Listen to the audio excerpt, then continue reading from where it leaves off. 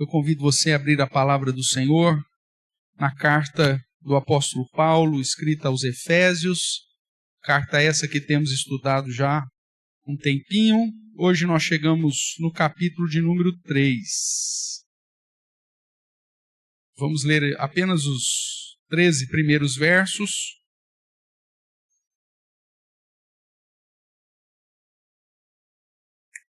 Efésios, capítulo 3. Ainda estamos na parte inicial da carta, onde o apóstolo tem o objetivo de fundamentar todas as bênçãos recebidas em Cristo, o propósito de todos os benefícios, manifestação das bênçãos, da suprema riqueza ou da graça de Deus. E agora, ainda tratando disso, nos preparando aí para a parte prática, que começa no capítulo 4, o apóstolo começa a tratar de um assunto que é o foco do capítulo 3, mas ao mesmo tempo divide e mostra uma outra particularidade desta bênção que recebemos em Cristo Jesus. Então acompanhe, por favor, a leitura que farei de Efésios capítulo 3, do verso 1 até o verso 13. Diz assim, pois, a palavra: Por esta causa eu, Paulo, sou o prisioneiro de Cristo Jesus por amor de vós, gentios. Se é que tendes ouvido a respeito da dispensação da graça de Deus, a mim confiada, para vós outros. Pois segundo uma revelação me foi dado conhecer o mistério, conforme escrevi há pouco, resumidamente. Pelo que, quando ledes, podeis compreender o meu discernimento do mistério de Cristo, o qual, em outras gerações, não foi dado a conhecer aos filhos dos homens, mas agora foi revelado aos seus santos apóstolos e profetas no Espírito. A saber, que os gentios não são ou são co-herdeiros, membros do mesmo corpo e coparticipantes da promessa em Cristo Jesus por meio do Evangelho, do qual fui constituído ministro conforme o dom da graça de Deus a mim concedida, segundo a força operante do seu poder. A mim, o menor de todos os santos, me foi dada esta graça de pregar aos gentios o Evangelho das insondáveis riquezas de Cristo e manifestar qual seja a dispensação do mistério desde os séculos oculta em Deus que criou todas as coisas, para que pela igreja a multiforme sabedoria de Deus se torne conhecida agora dos principados e potestades nos lugares celestiais, segundo o eterno propósito que estabeleceu em Cristo Jesus, nosso Senhor, pelo qual temos ousadia e acesso com confiança mediante a fé nele.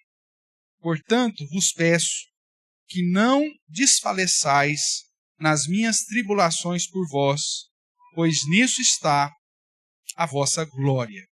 Amém. Vamos orar, irmãos. Pai querido, nós te damos graças pela leitura da tua palavra e nesse momento que vamos estudá-la, clamamos para que, debaixo da ação do teu Santo Espírito e a iluminação do mesmo, possamos ser conduzidos, ó Deus, à tua verdade e ao intento que o Senhor revelou ao apóstolo Paulo e que teu Santo Espírito dirigiu para que ele escrevesse tais palavras. E que essas palavras, ó Deus, possam, de fato, nos conduzir à tua verdade, ao conhecimento da tua verdade, e assim nos conduzir a estarmos no centro da tua vontade, obedecendo a tua vontade em nossa vida. Nos ajude e use-me, apesar de mim mesmo, é o que nós também clamamos, no nome santo e poderoso de Jesus Cristo. Amém. Amém, irmãos. Nós temos uma leitura do apóstolo Paulo, desses 13 primeiros versos, que parece ser um negócio realmente misterioso. nem sempre é fácil você observar a leitura do apóstolo Paulo e falar, que maravilha, é sobre esse assunto que ele está falando de uma maneira muito clara, tranquila. Uma criança de 4 anos de idade seria suficiente aqui para interpretar. Ele usa de mecanismos e me parece que são tantas informações que estava na mente, no coração do apóstolo, que a cada vírgula que ele dá, ele acaba abrindo mais uma sessão, trazendo mais uma explicação, trazendo mais uma palavra que faz toda a diferença. E muitas vezes o leitor comum acaba se perdendo em tantas informações que o apóstolo Paulo nos apresenta. Mas o que eu quero chamar a sua atenção é que na crescente da escrita do apóstolo Paulo, voltando os olhos aí desde o capítulo 1, ele vai tratar de todos os benefícios que nós já recebemos em Cristo Jesus, dos quais ele enumera no capítulo 1, quanto da eleição, da predestinação, do chamado, do selo do Espírito, da fé salvadora, confirmado depois no capítulo 2, por todos os atos que Deus realizou em nós de um modo monergista, porque estávamos mortos. E aí, depois de apresentar aquela nossa realidade, uma realidade terrível, pois éramos inimigos de Deus, rebeldes, filhos da desobediência, estávamos desgarrados, sem povo, sem Deus nesse mundo. E depois de apresentar esse raio-x da nossa realidade sem Cristo, ele mostra, olha, mas o Senhor em Cristo resolveu manifestar a sua suprema riqueza da sua graça para te alcançar, mesmo você sendo quem você é. Para mudar a sua história, mesmo você não merecendo que a sua história fosse mudada.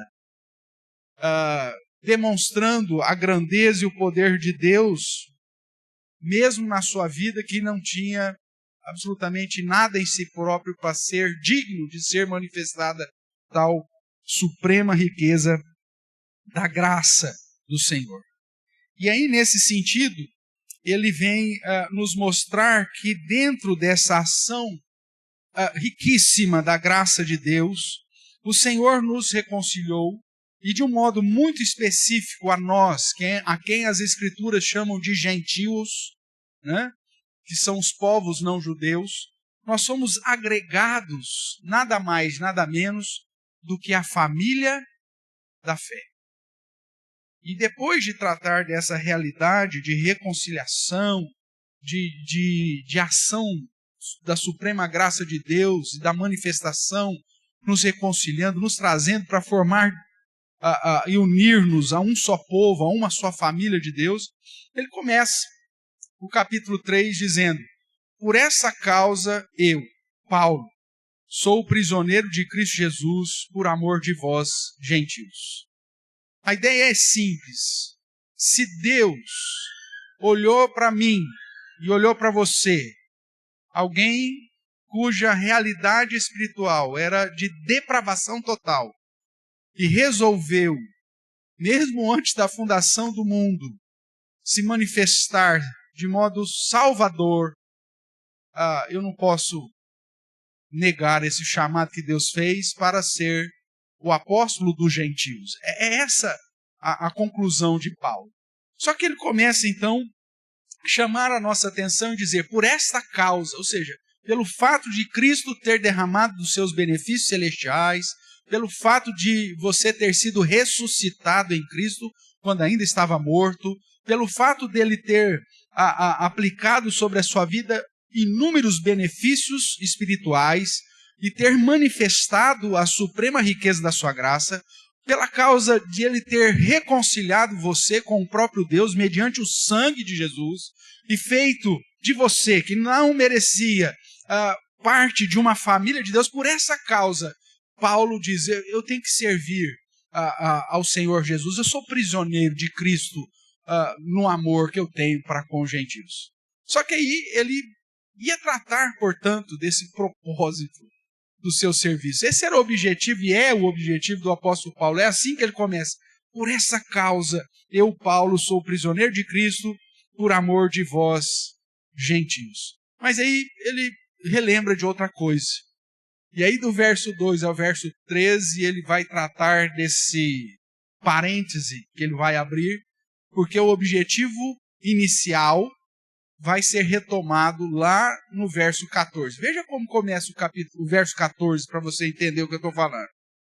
Veja o capítulo 3, verso 1 começa: por esta causa eu. E aí no verso 14, como que ele começa de novo?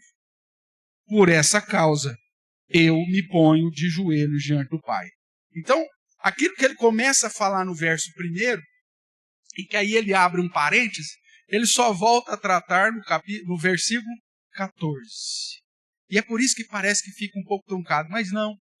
Quando nós olhamos o capítulo inteiro, nós compreendemos qual que é o objetivo, o propósito de Paulo, que é demonstrar ainda sobre a suprema riqueza da graça de Deus. Só que agora, não mais tratando da manifestação, mas falando do propósito dessa suprema riqueza. Mas antes dele falar desse propósito, então ele usa do verso 2 ao verso 13 para demonstrar ou fazer o povo relembrar, em especial os crentes de Éfeso, a relembrar como que foi o processo da proclamação da suprema riqueza da graça de Deus. É por isso que lá no verso 2 ele diz assim: se é que tendes ouvido a respeito da dispensação da graça. E aí ele vai tratar um pouquinho sobre essa dispensação da graça, tratando de como que foi feita a proclamação. Na verdade, irmãos, o capítulo 3 de Efésios pressupõe que você já tenha compreendido aquilo que já fora revelado no capítulo 1 e no capítulo 2. Se você ainda não reconheceu a sua condição sem Cristo, se você não tem essa compreensão de que sem Cristo nós estamos separados, perdidos nesse mundo, sem Deus na nossa história, e que em Cristo, mesmo antes de você nascer, já havia sido tudo determinado antes da fundação do mundo em relação à sua salvação.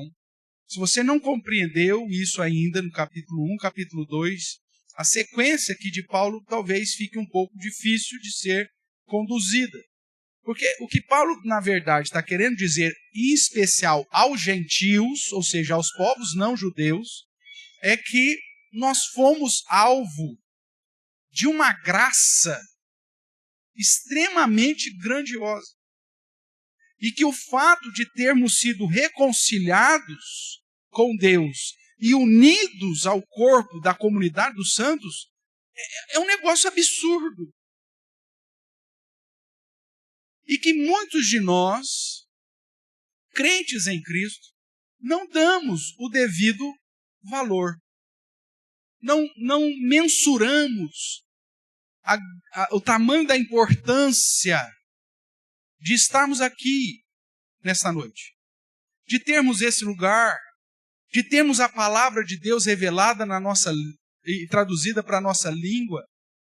Muitos de nós, que talvez até tenha nascido já num contexto de igreja protestante, de pregação do evangelho, que cresceu em escola dominical e que foi alvo de uma família, ou que cresceu dentro de um contexto de uma família cristã, talvez não compreenda o tamanho da graça e que o fato de estarmos reunidos aqui nesse lugar é uma bênção imensurável.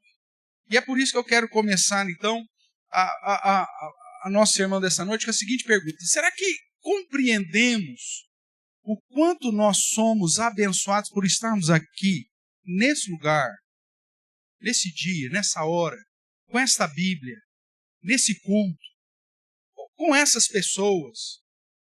Será que você consegue mensurar e compreender que isso é bênção? Afinal de contas, não estamos aqui em competição com ninguém, mas estamos aqui em mútua cooperação, uma vez que todos nós não merecíamos absolutamente nada. E que, igualmente, éramos depravados. Que não tinha ninguém melhor do que ninguém. que éramos tudo farinha do mesmo saco, tranqueiras, em graus exponenciais idênticos, que merecia justamente a justa condenação de Deus para toda a eternidade, e que agora fomos alcançados por nada mais, nada menos do que uma ação do próprio Senhor do universo, o Criador de todas as coisas, que na sua grandeza, sua soberania, nos seus propósitos eternos, resolveu me escolher e te escolher, sendo eu nada, e sendo você igualmente a mim, nada também. Será que nós conseguimos de fato mensurar que desde a eternidade Deus planejou a sua existência com cada detalhe, ciente que você nasceria em pecado, estaria ali em rebeldia, em ira, em desobediência, e que mesmo assim Ele te amou com grande amor, como nos é dito no início da carta aos Efésios, para que num determinado momento da sua história, apesar dos seus próprios pecados, apesar das suas próprias inclinações, apesar de tantas abominações que você executou durante a sua existência, mesmo assim Ele te atraísse? Será que você compreende o tamanho dessa bênção? E que se não fosse a ação soberana, poderosa de Deus, através da ação do seu Santo Espírito, te convencendo do juízo, do pecado, da condenação e da necessidade de Deus, você nem estaria aqui essa noite. Será que nós temos compreendido o quanto de fato somos abençoados por estarmos aqui? E que isso seria já suficiente para tirar do nosso coração qualquer pensamento de rebeldia, de ira, de desobediência contra o Senhor dos Senhores? É justamente por não compreendermos o quão somos abençoados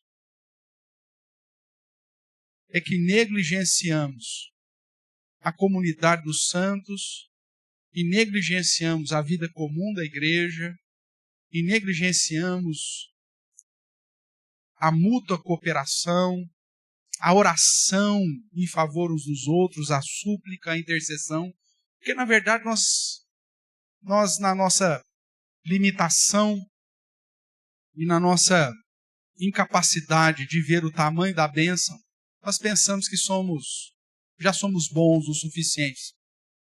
E que, ai desta igreja se eu não estivesse aqui. Porque se essa igreja é algum lugar razoavelmente bom, é porque eu faço parte dela. Porque, ai, dessa igreja se eu não existisse nela. Não é nada disso, meu amigo. O fato da sua presença aqui não demonstra o quanto você é bom.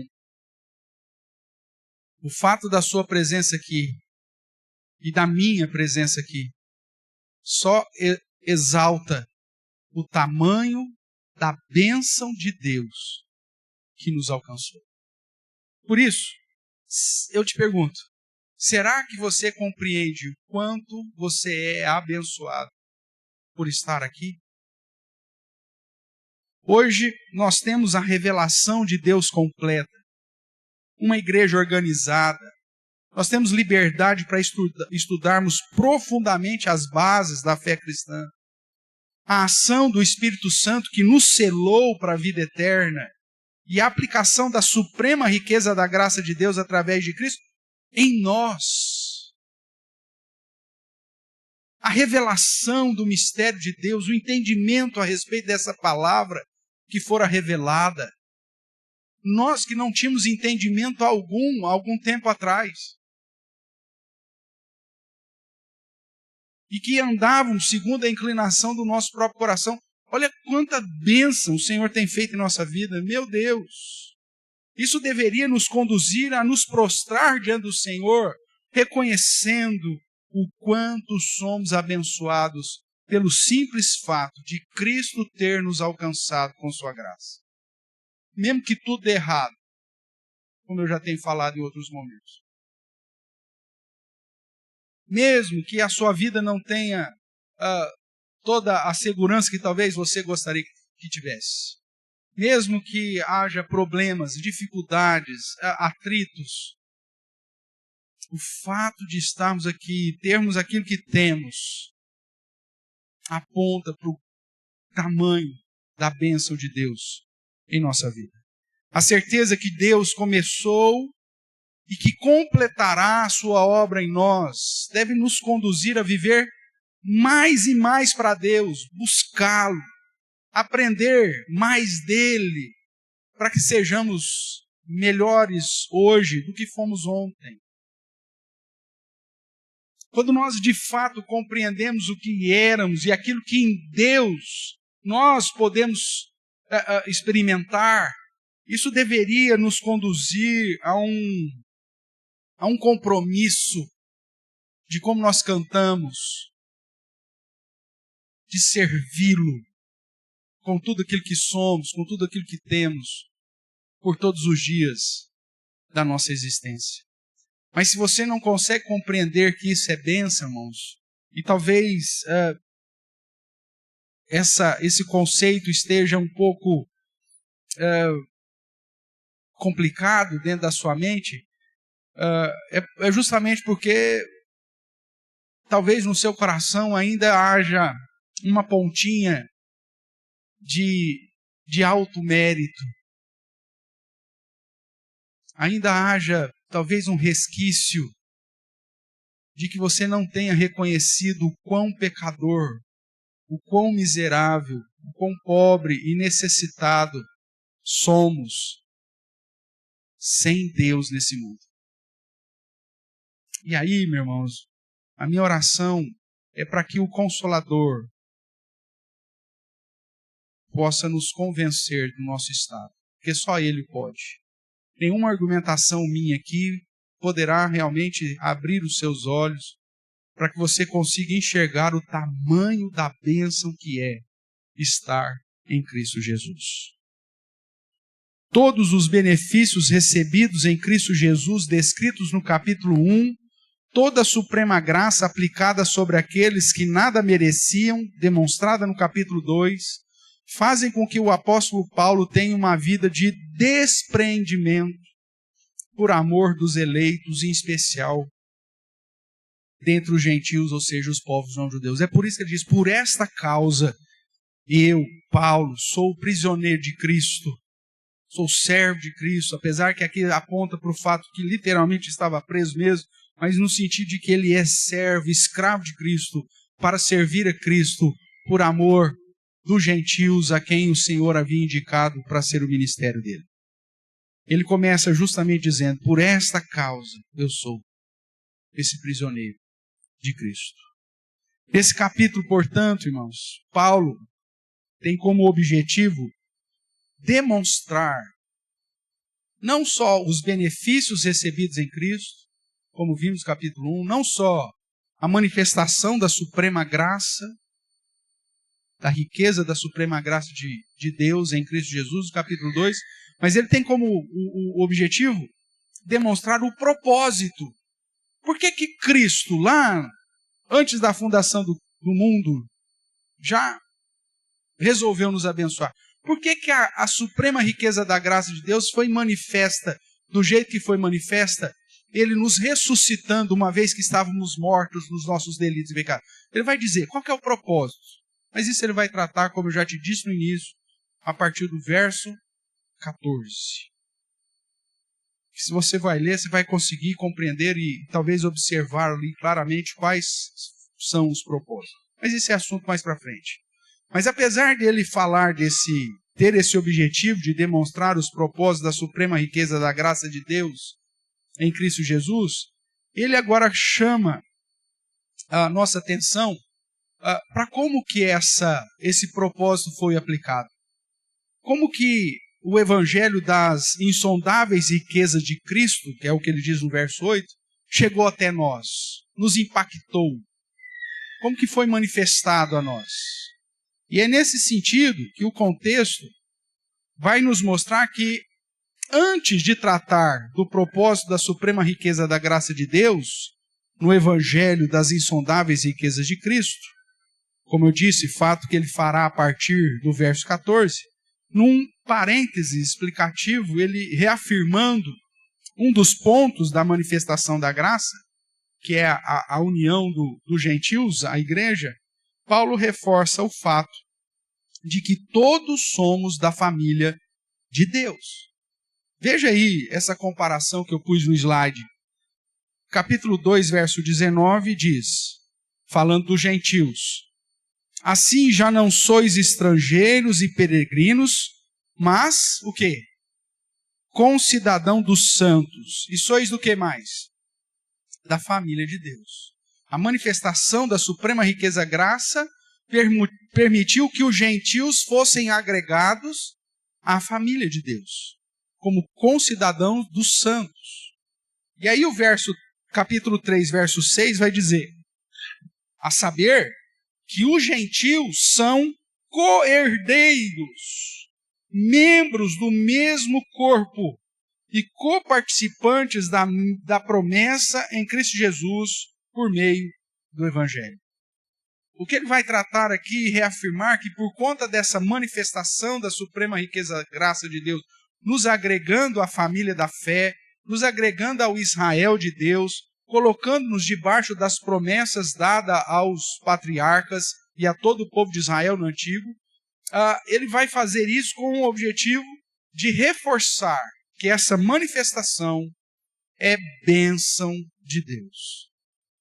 E baseado nessa verdade, ele então vai mostrar, inclusive com o seu próprio sofrimento, como que se dá a aplicação da suprema graça.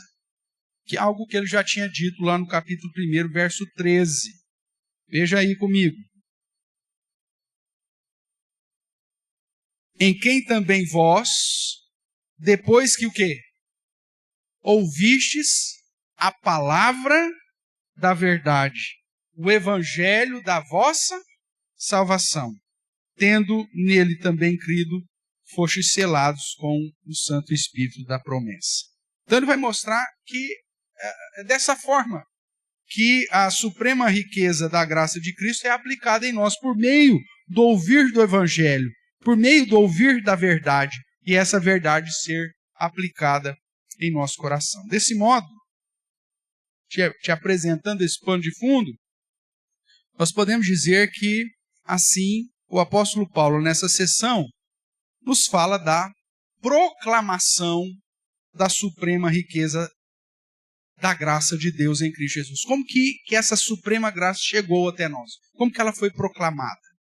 E aí, então, ele vai nos apresentar algumas situações. Algumas mais explícitas, outras mais implícitas, mas que conduz o mecanismo dessa proclamação. E a primeira coisa que ele vai dizer é que a proclamação da manifestação ou da suprema riqueza graça de Deus, ela é feita na dispensação da graça e mediante o chamado pastoral.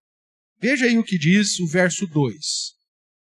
Se é que tendes ouvido a respeito da dispensação da graça de Deus, a mim confiada para vós outros. Verso 3. Pois segundo uma revelação, me foi dado conhecer o mistério, conforme escrevi há pouco resumidamente. Verso 7. Do qual, ele falando sobre o Evangelho de Cristo, ele fala, do qual fui constituído o quê? Ministro, conforme o dom da graça de Deus, a mim concedida, segundo a força operante do seu poder. A mim, o menor de todos os santos, me foi dada essa graça do quê? De pregar aos gentios o evangelho das insondáveis riquezas de Cristo. Então, a proclamação da suprema graça de Deus, da suprema riqueza da graça de Deus em Cristo Jesus, ela é feita, primeiro, na dispensação da graça, mediante o chamado ministerial, o chamado pastoral. Vamos tentar compreender um pouco mais sobre isso aqui. Primeiramente, entendendo o que é dispensação da graça.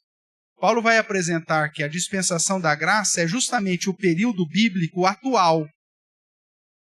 Ele faz uma distinção não mostrando que são dispensações diferentes, mas que agora, nesse momento, foi revelado que os gentios agregariam à mesma igreja de sempre, ao mesmo povo de sempre.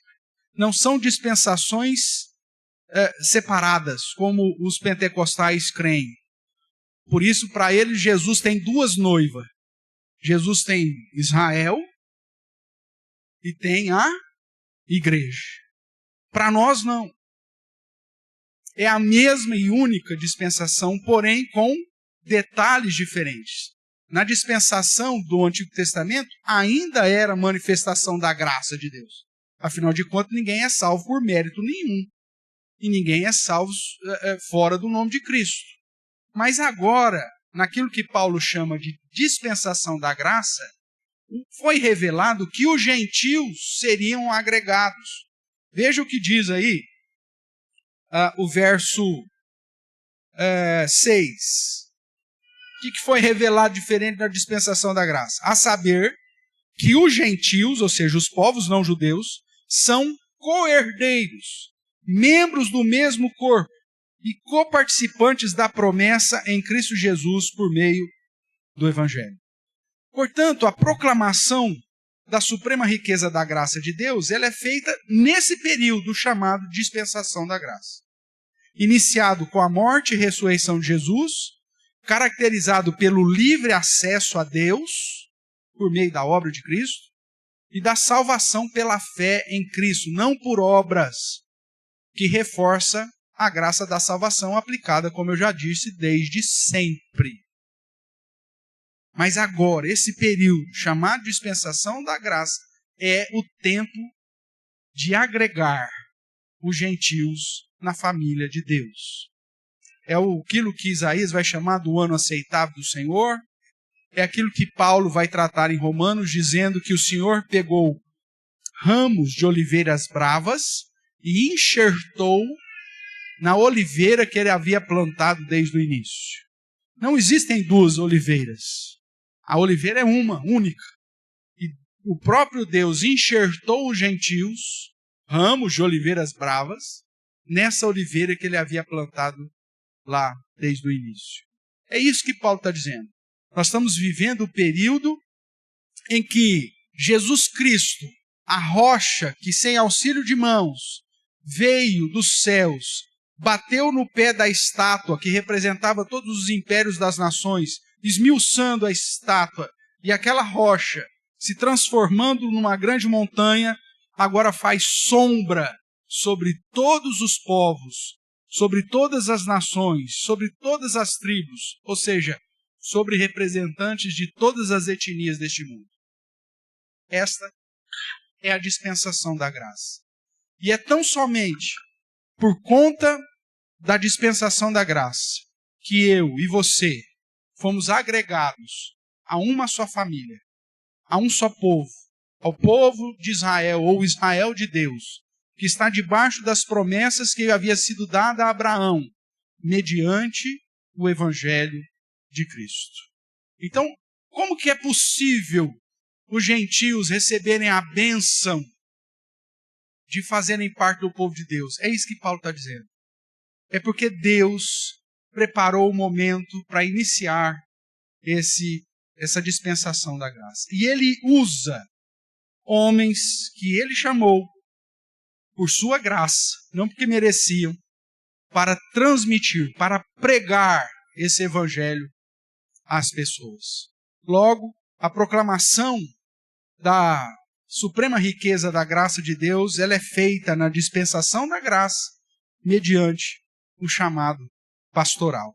A proclamação das insondáveis riquezas de Cristo, como Paulo vai dizer, ou seja, da suprema riqueza da graça de Deus, primeiro tem um prazo de validade e depende de ministros ordenados para isso. É assim que as Escrituras vão nos chamar a atenção em alguns momentos, tanto nas cartas pastorais, como em Hebreus, como também aqui em Efésios. Existe um propósito em tudo isso, que Deus estabeleceu através da igreja. Para tentar deixar isso um pouquinho mais claro, essa dispensação da graça vai ter um fim. Apocalipse mesmo nos diz que quando estiver perto do fim, Satanás será solto novamente e voltará a enganar as nações no que tange à pregação do Evangelho. Portanto, o tempo da ceifa é agora. E o instrumento que Deus usa por isso é chamando homens para funcionar como ministros do Evangelho, para pregar o Evangelho de Cristo, ou, como ele mesmo diz, o Evangelho das insondáveis riquezas de Cristo. E Paulo usa o seu próprio exemplo para fundamentar isso. Vamos lá, vamos caminhar mais um pouquinho. Confere aí o verso 7, quando ele diz: do qual fui constituído ministro, porque ele merecia? Não, conforme o dom da graça de Deus, a mim concedida, segundo a força operante do seu poder. Compare agora com Efésios capítulo 4, a partir do verso 11, para você entender como que é o mecanismo que Deus estabeleceu.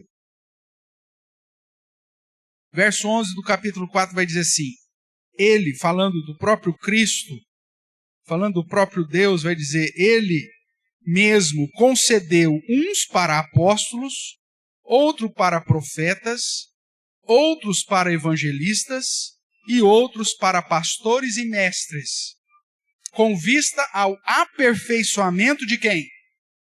De toda a igreja, dos santos, para o desempenho do seu serviço, para a edificação do quê?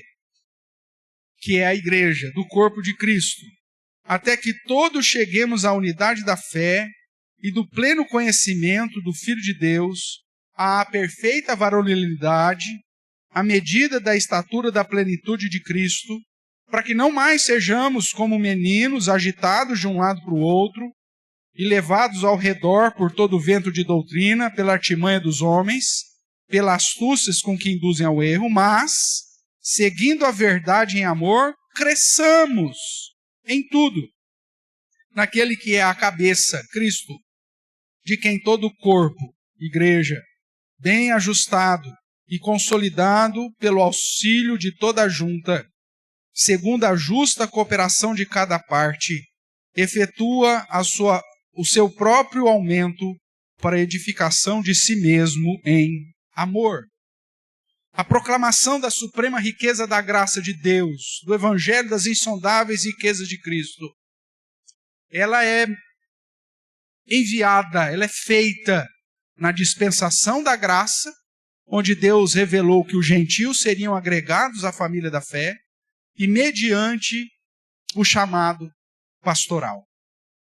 Continuando ainda nesse ponto, nós vemos que a proclamação, portanto, dessa suprema riqueza, graça de Deus, é feita nessa dispensação, onde Deus constitui ministros, conforme o dom da graça de Deus, segundo a força operante do seu poder, para que tais chamados, mesmo sendo limitados e pequenos, preguem o evangelho das insondáveis riquezas de Cristo a todos os povos.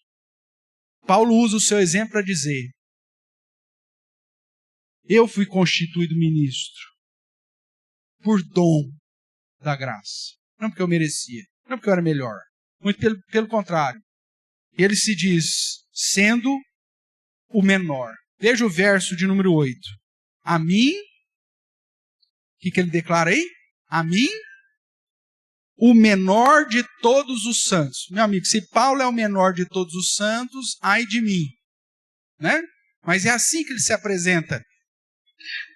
Para manifestar que o chamado ministerial para proclamar a suprema riqueza da graça não é fruto do merecimento dele, mas é de graça, como é feita sobre todos os pastores que foram chamados para exercer a função de pregar o evangelho das insondáveis riquezas de Cristo. É assim que Deus estabeleceu a proclamação da suprema riqueza da graça dele, irmãos. Usando o tempo que ele estabeleceu e o modo que ele estabeleceu, chamando pessoas para funcionarem como ministros do evangelho desta graça. E aí Paulo diz: a mim, o menor de todos os santos, me foi dada essa graça de pregar aos gentios o evangelho das insondáveis riquezas de Cristo. Da mesma forma que depois ele trabalha dizendo que Deus é que concede funções específicas dentro da igreja para edificar a igreja, para fortalecer a igreja, para gerar crescimento na igreja, para gerar entendimento à igreja, para que essa possa permanecer como um corpo bem ajustado, como uma igreja bem ajustada para a glória de Deus. Nesse sentido, irmãos, nesse parênteses que Paulo está dizendo, como que a proclamação da suprema riqueza da graça de Deus é feita, ele vai enfatizar que Deus, não só lá antes da fundação do mundo, já preparou todas as coisas, mas na era atual, no tempo presente, ele também determinou como essa proclamação tem que ser feita. E quando a igreja negligencia a concessão que o próprio Deus para suas funções, ela começa a pregar tudo aquilo que não deve e se esquece do verdadeiro evangelho da riqueza ou das insondáveis riquezas de Cristo. A figura que Paulo vai chamar aqui de apóstolos que são enviados e profetas que são os proclamadores não se referem a novas revelações, mas sim às funções que o Senhor, nesse período chamado dispensação da graça, resolveu chamar. Veja aí o verso 4, ou melhor, 5. O qual em outras gerações não foi dado conhecer aos filhos dos homens, como agora foi revelado aos seus santos apóstolos e profetas no Espírito.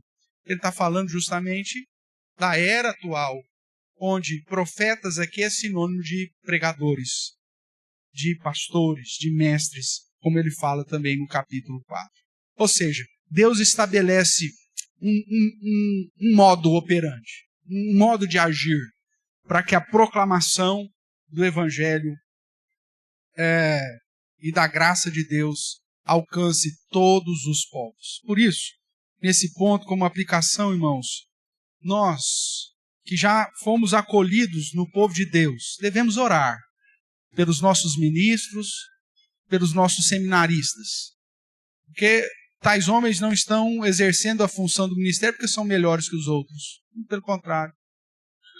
Como Paulo diz, somos os menores dos santos. Mas nos foi concedida a graça de pregarmos o evangelho das insondáveis riquezas de Cristo. Quando a liderança, quando o presbítero docente falha, toda a igreja sofre. Quando o ensino não é fiel, toda a igreja padece.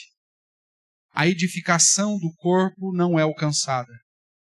O propósito de andarmos em crescimento adequados para glorificarmos ao Senhor como um só corpo, falha, entra em crise, entra em falência e o corpo se desfaz. Deus estabeleceu esse meio para a edificação do seu corpo, para a proclamação da suprema riqueza e graça dele aos povos. Por isso, irmãos, como Hebreus já nos exortou, oremos pelos nossos guias, por aqueles que Deus instituiu para velar pelas nossas almas. Orem pelos nossos candidatos, pelos seminaristas que temos, para que Deus confirme a cada dia o chamado e o preparo na vida deles, para que eles, mesmo sendo incapazes, humanamente falando, mas agraciados ou pela graça, chamados para tal ministério, façam isso com fidelidade, com temor, com dedicação, porque só assim todo o corpo será edificado e cada parte será ajustada para que a nossa missão como igreja do Senhor, como corpo de Cristo, glorifique aquele que nos salvou, aquele que nos chamou, aquele que nos separou para o seu louvor. Esse é um modo operante que Deus determinou na proclamação da sua suprema graça. Além disso, Paulo vai um pouquinho além. Ele vai dizer que a proclamação da suprema riqueza da graça de Deus não é feita simplesmente na dispensação da graça, mediante ministros que foram chamados pela graça de Deus para pregar o evangelho, mas também que a proclamação é fundamentada na revelação completa das Escrituras. Você só terá conhecimento da suprema riqueza e graça de Deus no momento em que o evangelho todo e todo o evangelho te for ensinado.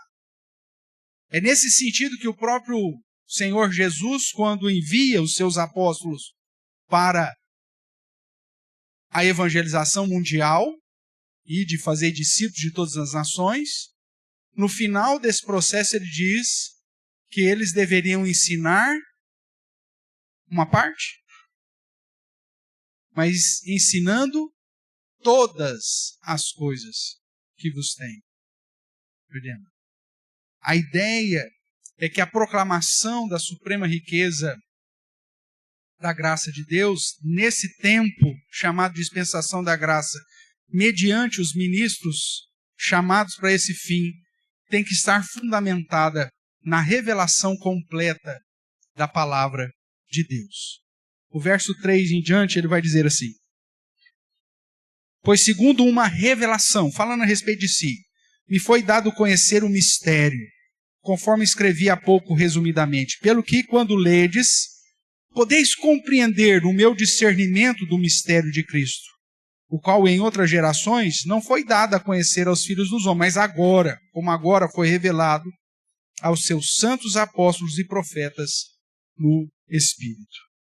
O que ele está falando é do fim da revelação em Cristo Jesus, de que agora foi completado tudo aquilo que nós precisamos saber a respeito da suprema riqueza e graça de Deus no Evangelho das insondáveis riquezas de Cristo. Nós sabemos, o próprio apóstolo Paulo, sob a ação do Espírito Santo, nos diz que a salvação vem pelo ouvir da palavra de Deus. E é no momento que ouvimos o Evangelho da nossa salvação que, impelidos pela graça e pela ação do Espírito Santo, somos aperfeiçoados para crer. É o que nós lemos aqui em Efésios capítulo 1, verso 13. Assim, irmãos, a proclamação da suprema riqueza da graça é mediante a pregação das Sagradas Escrituras revelada pelos santos apóstolos e profetas, ou a eles, no Espírito. Não precisamos de revelações novas hoje. Isso já foi feito em Cristo e na figura dos apóstolos. Aquilo que temos hoje, o fato de termos a palavra de Deus revelada, e mais do que isso, compilada e traduzida no nosso próprio idioma, nos dando a capacidade de ler e compreender, é justamente um dos meios que Deus determinou nesse modo de operação para que a proclamação da sua suprema riqueza e graça fosse manifestada. Não tem como você proclamar a suprema riqueza da graça de Deus sem anunciar o Evangelho por inteiro. O que, infelizmente, muitas comunidades têm falhado é que apresentam um Evangelho parcial, selecionado para agradar o coração do ouvinte. Mas a suprema riqueza da graça só é alcançada, o entendimento dela, quando todo o Evangelho inteiro nos é apresentado. Nesse sentido ainda, sem Bíblia, não há proclamação da verdade e não há tomada de conhecimento sobre a suprema riqueza da graça de Deus em Cristo Jesus. Afinal de contas, é no Evangelho que estão as insondáveis riquezas de Cristo. E são tais palavras que são úteis e suficientes para a nossa salvação. Nós lemos na liturgia, 2 Timóteo 3, 16, 17, eu vou pedir para que você leia comigo mais um pouquinho, Só que agora enfatizando os versos anteriores, o verso 14 e o verso 15. Quando Paulo fala assim a Timóteo, 2 Timóteo, capítulo 3, versos 14 e 15. Tu, porém, falando a Timóteo, Timóteo, permanece naquilo que ouviste, é isso? Não, aquilo que aprendeste. E que te foste parcialmente inteirado. Não, que fostes inteirado. Sabendo de quem o aprendestes e que desde a infância sabe o quê? As sagradas letras. Que podem fazer o quê? Que podem tornar-te sábio para a salvação pela fé em Cristo Jesus. E aí ele vai falar da utilidade das Escrituras. Toda a Escritura é inspirada por Deus e útil para o ensino, para a repreensão, para a correção, para a educação na justiça, a fim de que o homem de Deus seja perfeito, perfeitamente habilitado para toda a obra. Irmãos, a proclamação da suprema riqueza da graça de Deus é fundamentada na pregação da revelação completa da palavra de Deus. Não tem como conduzir as pessoas a compreender a suprema riqueza da graça sem o conhecimento pleno das Sagradas Escrituras. O Evangelho todo, para todo homem. É isso que Mateus, capítulo 28, 19 a 20, a grande comissão vai apontar. E é isso também que o Salmo 19 que lemos, no verso 11, também vai apresentar. Guardar toda essa palavra traz grande recompensa. Mas é o todo, não parcial. Não só a parte que te agrada, mas toda. Não só a parte que te ensina, mas a parte que te repreende, a parte que te confronta, a parte que te educa na justiça. Ou seja, o Evangelho todo. Pois só o Evangelho todo pode te conduzir a compreender a suprema riqueza da graça de Deus. Então, a proclamação, além de ser no tempo específico que Deus determinou, através de homens que pela graça de Deus foram chamados para esse feito, também tem que ter como característica estar fundamentada em toda a revelação, em toda a palavra, e não apenas em parte dela. E por fim, voltando aqui para Efésios, capítulo 3, você vai encontrar que a proclamação da suprema riqueza da graça é manifestada pela missão universal dada à igreja. Afinal de contas, a igreja é o lugar que todos os povos se reúnem debaixo de um único Pai. E a igreja dos gentios, de um modo especial, tem essa característica. Não temos só judeus ou não temos só determinadas etnias, mas somos o reunir de representantes de todos os povos, de todas as línguas, de todas as raças, de todas as etnias. A proclamação da suprema riqueza, graça de Deus, é manifestada nessa missão da igreja em alcançar todos os povos para o Senhor. A obra missionária ou missional da igreja. Veja aí o verso 8 a 13. A mim, o menor de todos os santos, me foi dada essa graça de pregar aos gentios o evangelho das insondáveis riquezas de Cristo e manifestar qual seja a dispensação do mistério desde os séculos oculta em Deus que criou todas as coisas. Para que, através de quem? Pela igreja, a multiforme sabedoria de Deus se torne conhecida agora dos anjos, dos principados e potestades nos lugares celestiais, segundo o eterno propósito que estabeleceu em Cristo Jesus nosso Senhor, pelo qual temos ousadia e acesso com confiança mediante a fé nele. Portanto, vos peço que não desfaleçais nas minhas tribulações por vós, pois nisso está a vossa glória. A igreja não deveria se desfalecer pelo fato do apóstolo estar sendo perseguido, estar preso, mas sabendo que Deus estabeleceu dessa forma, para que a proclamação da suprema riqueza da graça, através de uma igreja edificada, ajustada, consolidada, crescente no conhecimento das Escrituras, pudesse agregar nela representantes de todos os lugares.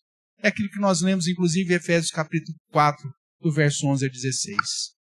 Para que pela igreja a multiforme sabedoria de Deus se torne conhecida. A proclamação da suprema riqueza da graça é manifestada pela missão da igreja, de alcançar todos os povos.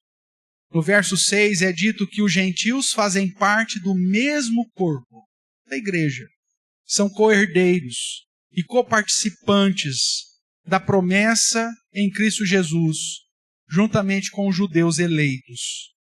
Isso aponta para o fato de que o evangelho são as boas novas para todas as gentes. Não é para a salvação apenas do judeu, não é para a salvação apenas do grego, não é para a salvação apenas de uma ou outra etnia, mas para representantes que Deus já preparou para a sua própria glória desde antes da fundação do mundo, e que mediante a pregação do evangelho na dispensação da graça sejam agregados através da ação da igreja.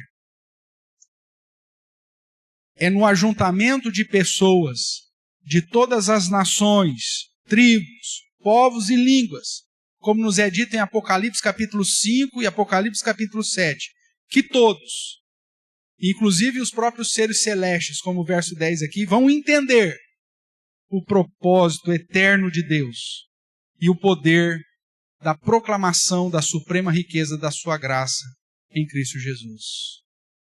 O Deus que no momento da dispensação antiga, quando preservava o povo de Israel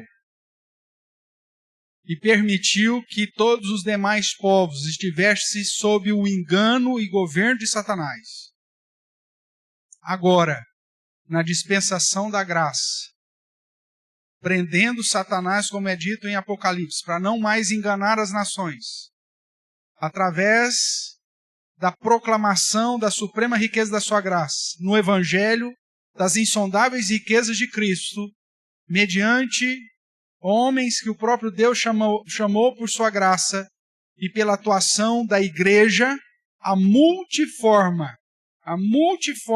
sabedoria de Deus se torne conhecida, inclusive dos seres celestes. É Deus agregando à sua família representantes de todas as nações, de todas as tribos, de todos os povos, de todas as línguas. A ação universal dada à igreja de proclamar as virtudes de Deus a toda criatura, desde Jerusalém até os confins da terra, indica a glória de participar da proclamação do Evangelho, mesmo sob sofrimento, que era o que Paulo estava experimentando quando escreveu essa carta. O que Paulo está querendo mensurar, irmãos, é que se um dia fomos agregados a Cristo, agregados à família da fé, tem muita coisa envolvida. É um negócio de um tamanho extraordinário. E isso só reforça o quanto a graça de Deus nos alcançou e o quanto nós somos abençoados por estarmos aqui. Concluindo, os benefícios recebidos em Cristo e a manifestação da suprema riqueza da graça de Deus em Cristo Jesus devem ser proclamados a todos os homens, em todo tempo, em todo lugar. Essa é a missão da igreja. A bênção que já nos alcançou precisa ir além. O evangelho das insondáveis riquezas de Cristo precisam ser anunciadas, mesmo que isso gere perseguição, como é dito em 2 Timóteo 2,10.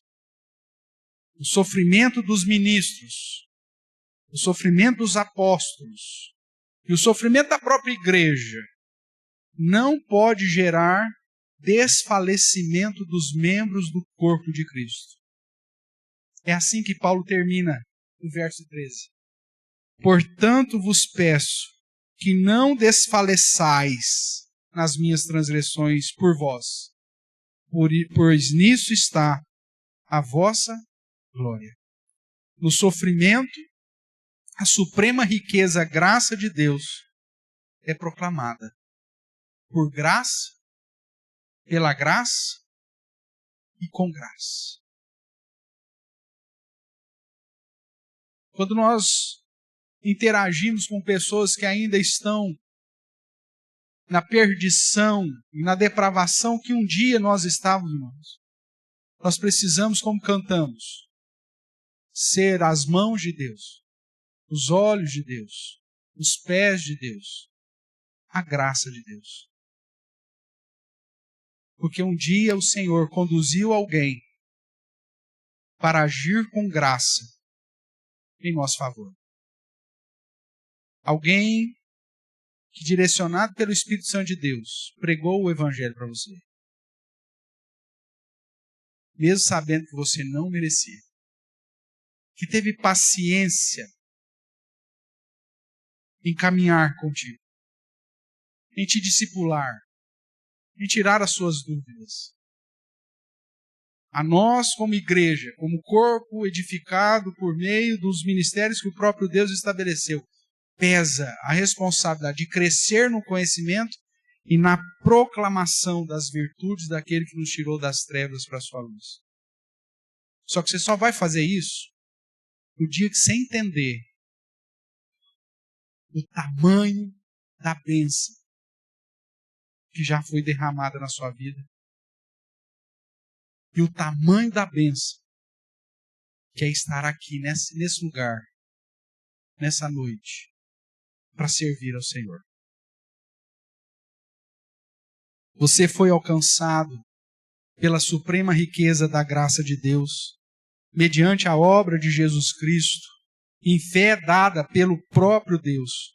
Você foi agraciado com toda a sorte de bênção espiritual nas regiões celestiais em Cristo, pois sobre a sua vida foi manifestada a suprema riqueza da graça de Deus e a ti foi revelado as riquezas insondáveis de Cristo Jesus. Paulo quer te dizer, você é abençoado por isso. E aí ele conclui, portanto vos peço, não desfaleçais diante das perseguições, tribulações, sofrimentos que sobrevêm aos ministros e à própria igreja. Como ele vai dizer no capítulo 4, verso 15, mas seguindo a verdade em amor, cresçamos em tudo naquele que é a cabeça, Cristo.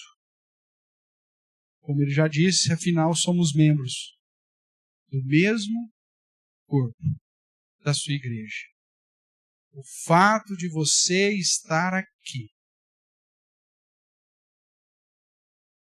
demonstra o quanto você é abençoado. Agora, a grande questão da noite é: o que você vai fazer com essa informação? Como vai ser sua vida? A quem você vai glorificar? A quem você vai dedicar e consagrar a sua existência? O que você vai fazer?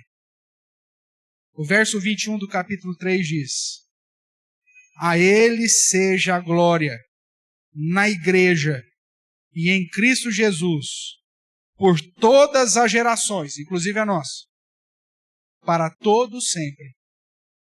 Amém. Que Deus te chacoalhe, meu irmão, para você entender o quão abençoado você é pelo simples fato de estar aqui.